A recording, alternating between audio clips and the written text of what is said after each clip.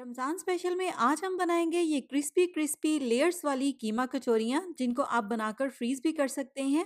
Perfect layers वाली कीमा कचौरियाँ आपने किस तरह से बनानी है और इनको किस तरह से परफेक्ट तरीके से फ्रीज करना है, ये सभी टिप्स आपको इस वीडियो में मिलने वाली हैं, इसलिए वीडियो को कंप्लीट देखिएगा। चलिए स्टार्ट करते हैं।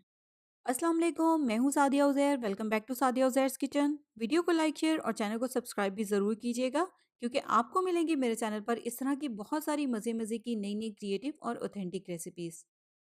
बिस्मिल्लाहिर्रहमानिर्रहीम। तो सबसे पहले इन कचौरियों के लिए हम एक डो तैयार करेंगे। मिक्सिंग बाउल में लेंगे 2 कप मैदा।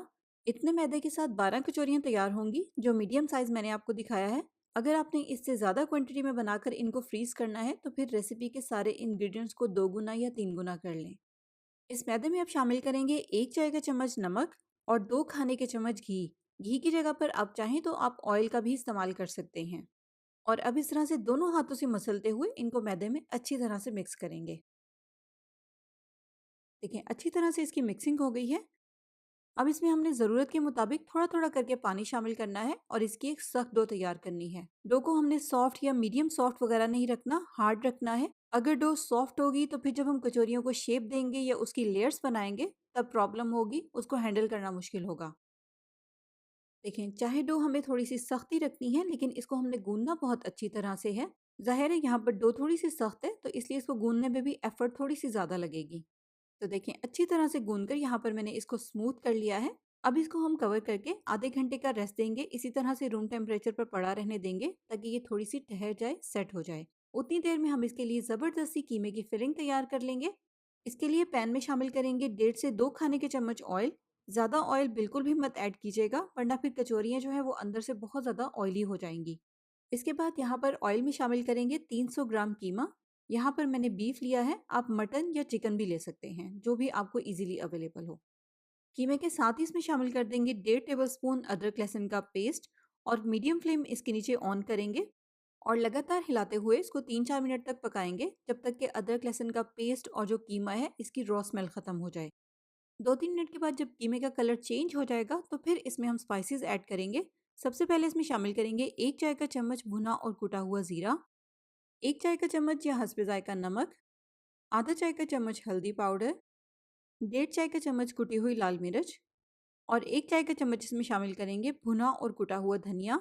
यहाँ पर मैंने इसमें थोड़े से माइल्ड स्पाइसेस रखे हैं, लेकिन अगर आप चाहें तो आप अपने टेस्ट के मुताबिक ज़्यादा स्पाइसेस भी ऐड कर सकते हैं। जैसे कि अगर आप गरम मसाला या काली मिर्च वगैरह ऐड करना चाहें तो आप वो भी ऐड कर सकते हैं। बस एक बार इन सारे स्पाइसेस को कीमे के साथ अच्छी तरह से मिक्स कर लेंगे। फिर इसमें हम शामिल करेंगे 1 कप पानी। दोबारा से मिक्स कर लेंगे। अब इसको हम कवर करेंगे और फ्लेम को इसके नीचे बिल्कुल हल्का कर देंगे, जैसे कि दम वाली आंच होती है। हल्की आंच पर कवर करके इसको 15 से 20 मिनट के लिए पकने देंगे, ताकि कीमा अच्छी तरह से पक जाए। तो 15 से 20 मिनट के बाद कीमा तो बहुत अच्छी तरह से पक गया है, लेकिन आप देखें अभी इसमें पानी है। तो इस पानी को अब हमें पकाकर ड्राई करना है। अब इसके नीचे फ्लेम को हाई करेंगे और हाई फ्लेम पर कीमे को अच्छी तरह से खुश्क कर लेंगे। जब पानी इसमें खुश्क हो जाएगा तो फिर इस पॉइंट पर हम इसमें शामिल करेंगे 1 चाय का चम्मच या हस्बे जायका बारीक चॉप की हुई हरी मिर्च और 3 मीडियम साइज के बारीक बारीक चॉप किए हुए प्याज। बस अब हमने इसके नीचे फ्लेम को हाई रखना है और हाई फ्लेम पर इसी तरह से लगातार हिलाते हुए इसको सिर्फ 1 से 2 मिनट के लिए ही पकाएंगे, जब तक कि प्याज थोड़े से ट्रांसपेरेंट हो जाए। यहाँ पर प्याज को पकाकर हमें ज़्यादा सॉफ्ट नहीं करना, बस हल्का सा ट्रांसपेरेंट ही करना है। और सिर्फ 1 से 2 मिनट तक पकाने के बाद आप देखें प्याज हल्के से ट्रांसपेरेंट से हो गए हैं। इसके अलावा यहाँ पर आपने एक बात का और ध्यान रखना है, स्टफिंग इस तरह से बिल्कुल ड्राई हो, इसमें पानी ना हो। बस अब हम फ्लेम को ऑफ कर देंगे और बिल्कुल लास्ट में इसमें मिक्स करेंगे थोड़ा सा बारीक कटा हुआ हरा धनिया। इसके बाद स्टफिंग को इस तरह से पैन में ही फैला देंगे, ताकि ये जल्दी से ठंडी हो जाए और पानी ना छोड़े। इसके बाद आधे घंटे के बाद डो भी यहाँ पर हमारी अच्छी तरह से सेट हो गई है। अब इसको हम इस तरह से मैट पर या किचन काउंटर पर निकाल लेंगे, जहाँ पर हमें कचौरियाँ तैयार करनी है।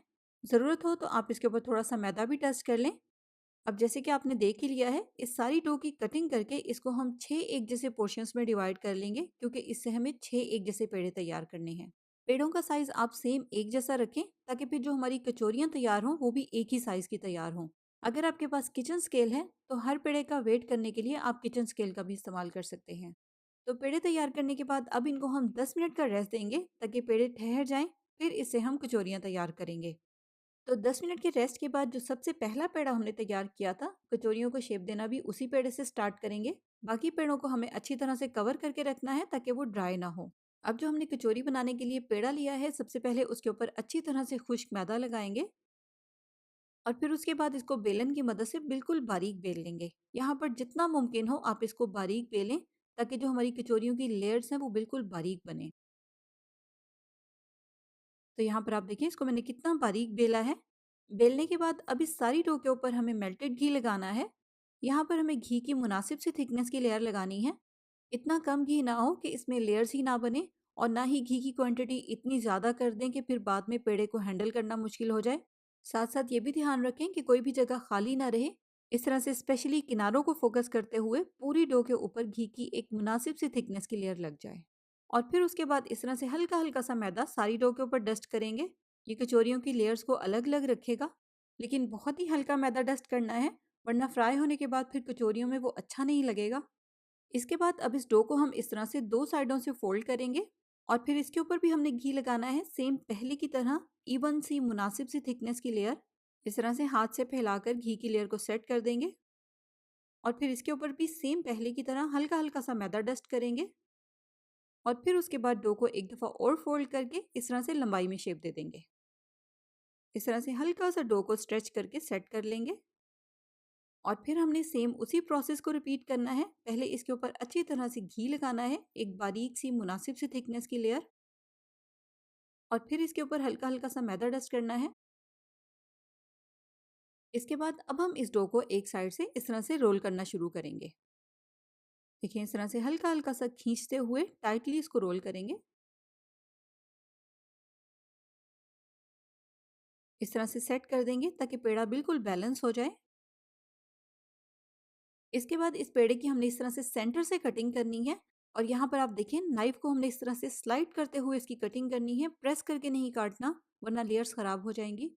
और यहाँ पर आप इसकी लेयर्स चेक करें। तो बस सेम इसी तरह से सारे पेड़ों की हमें लेयर्स बनानी है और फिर उसके बाद कटिंग करके 2 पेड़ों में उनको डिवाइड कर लेना है। कटिंग करने के बाद यहाँ पर 12 कचौरियों के लिए पेड़े तैयार हो गए हैं। साथ साथ इनको हमें कवर करके रखना है ताकि ये ऊपर से ड्राई ना हो। अब कचौरी को शेप देने के लिए भी हमने सबसे पहले वही पेड़ा उठाना है जिसको हमने सबसे पहले तैयार किया था, क्योंकि वो अच्छी तरह से सेट हो चुका है। पेड़े को रेस्ट दिए बिना अगर आप फ्रेश फ्रेश पेड़े से कचौरी तैयार करेंगे तो कचौरी सही नहीं बनेगी, बनते बनते ही फट जाएगी। तो कचौरी को शेप देते हुए यहाँ पर आप एक बात नोट कर लें, इसकी जो कटिंग वाली साइड है इसको हमने नीचे की तरफ को रखना है और फिर उसके बाद इसको ऊपर से हाथ से हल्का सा प्रेस करना है। कटिंग वाली साइड में ही प्रॉपर लेयर्स बनेंगी और यही साइड आपने कचौरी में बाहर की तरफ को रखनी है ताकि कचौरी में प्रॉपर लेयर्स नजर आए और वो दिखने में भी अच्छी लगे। इसके बाद बेलन की मदद से बहुत हल्के हाथों से इसको बेल लेंगे। बहुत हल्का सा बेलना है और बेलते हुए किनारों को ज्यादा फोकस करना है, सेंटर से इसकी लेयर्स खराब नहीं करनी। अब फिलिंग करने के बाद कचौरी की अच्छी तरह से बाइंडिंग हो तो इसलिए इसके किनारों पर हम इस तरह से हल्का हल्का सा पानी अप्लाई करेंगे। बहुत ज़्यादा भी पानी नहीं लगाना, बस इतना पानी ही लगाना है कि डो यहाँ से अच्छी तरह से स्टिकी हो जाए। जब हम कचौरी को बंद करें या बाइंड करें तो अच्छी तरह से ये चिपक जाए। पानी लगाने के बाद मुनासिब सी क्वांटिटी में सेंटर में कीमे की फिलिंग रखेंगे और फिर इस तरह से कचौरी को बंद कर देंगे।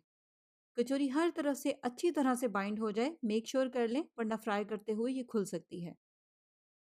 देखें इस तरह से ऊपर से सारी डो को अच्छी तरह से पिंच करके बंद करें और ऊपर जितनी भी ये एक्स्ट्रा डो है इसको इस तरह से ट्विस्ट करके इसके ऊपर ही फोल्ड करके इसके साथ स्टिक कर दें। देखिए यहाँ पर हमारी एक कचौरी तैयार हो गई है और सारी कचौरियाँ हमने सेम इसी तरीके से तैयार करनी है। अब इस पॉइंट पर आप इनको फ्रीज भी कर सकते हैं और फ्रीज करने के लिए इस तरह से आप कोई भी बड़े साइज की ट्रे लें। ट्रे में पहले प्लास्टिक शीट या प्लास्टिक के साफ शॉपर को काट कर बिछा दें ताकि कचौरियाँ ट्रे के साथ स्टिक ना हो। फिर उस प्लास्टिक शीट के ऊपर कचौरियों को फैलाकर रखें और उनको फ्रीज़र में रख दें। जब कचौरियाँ अच्छी तरह से जम जाएँ, फ्रीज़ हो जाएँ, तो फिर आप उनको किसी भी ज़िप-लॉक बैग में या एयर टाइट डब्बे में डालकर फ्रीज़र में ही स्टोर कर लें। अब इनको फ्राई करने के लिए जो इसकी जोड़ वाली साइड है, उसको हमें इस तरह से नीचे की तरफ को रखना है।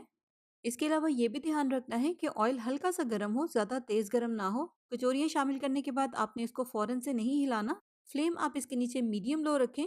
थोड़ी सी देर के बाद जब कचौरियाँ इस तरह से ऑयल की सरफेस पर आ जाएंगी तो फिर उसके बाद हम इनकी साइड को चेंज कर देंगे। बस अब हमने इनको गोल्डन ब्राउन और क्रिस्पी होने तक फ्राई करना है दोनों साइडों से। बार बार इनको पलटना भी नहीं है वरना इनकी लेयर्स खराब होंगी। जब एक साइड पर अच्छा सा कलर आ जाएगा तो फिर उसके बाद हम इनकी साइड को चेंज करेंगे। फ्राई करने के बाद आप इसको सिर्फ 5-10 मिनट के लिए टिश्यू पेपर पर रखें ताकि एक्स्ट्रा ऑयल को टिश्यू पेपर एब्जॉर्ब कर ले।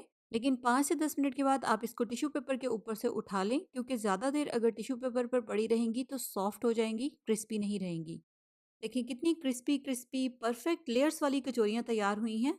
अगर आप भी सेम इसी तरह का रिजल्ट चाहते हैं तो आपने उन सारी टिप्स को फॉलो करना है जो भी इस वीडियो में मैंने आपके साथ शेयर की हैं। तो इसी तरह की और भी मज़े-मज़े की रेसिपीज़ देखने के लिए आप मेरे यूट्यूब चैनल का विज़िट करें। आपको मेरे चैनल पर ढेरों ऐसी रेसिपीज़ देखने को मिलेंगी जो कि यकीनन आपको इसी तरह बहुत पसंद भी आएँगी। नई रेसिपीज़ के लिए चैनल को सब्सक्राइब करके नोटिफ़िकेशंस भी ज़रूर ऑन कर लें। जाते-जाते लाइक, शेयर, सब्सक्राइब और कमेंट ज़रूर कीजिएगा। रेसिपी कैसी लगी कमेंट में ज़रूर बताइएगा। अपना बहुत सा ख़्याल रखिएगा, दुआओं में याद रखिएगा। Thank you for watching. अल्लाह हाफ़िज़।